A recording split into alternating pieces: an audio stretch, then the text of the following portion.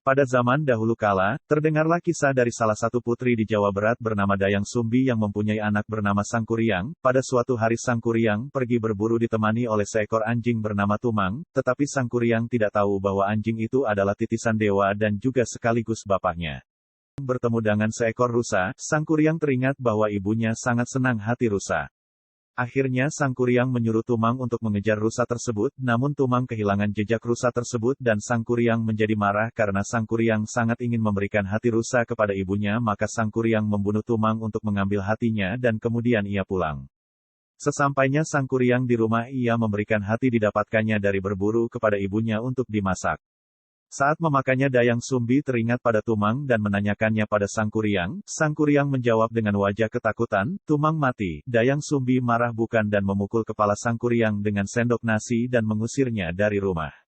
Setelah kejadian itu Dayang Sumbi sangat menyesalinya, ia selalu berdoa dan sangat tekun bertapa hingga suatu hari Sang Dewata memberikan anugerah kepada Dayang Sumbi yaitu berupa kecantikan abadi dan tidak pernah tua.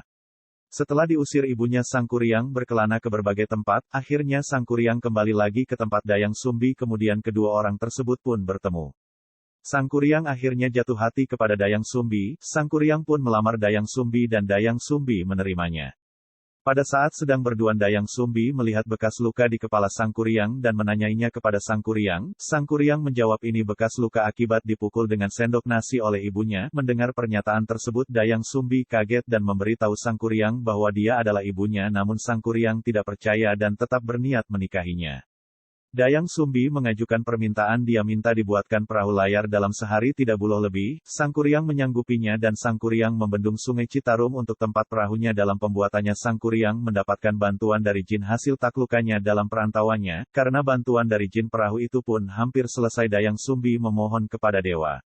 Dayang Sumbi membuat ayam jago berkokok lebih awal, dan akhirnya berhasil. Jin yang membantu Sangkuriang lari ketakutan dan meninggalkan Sangkuriang sendirian. Karena kesal perahu itu ditendangnya dan terjatuh di atas gunung dan menyatu dengan gunung dan bernama Gunung Tangkupan Perahu. Sangkuriang akhirnya meninggal karena terjatuh ke dalam Sungai Citarum.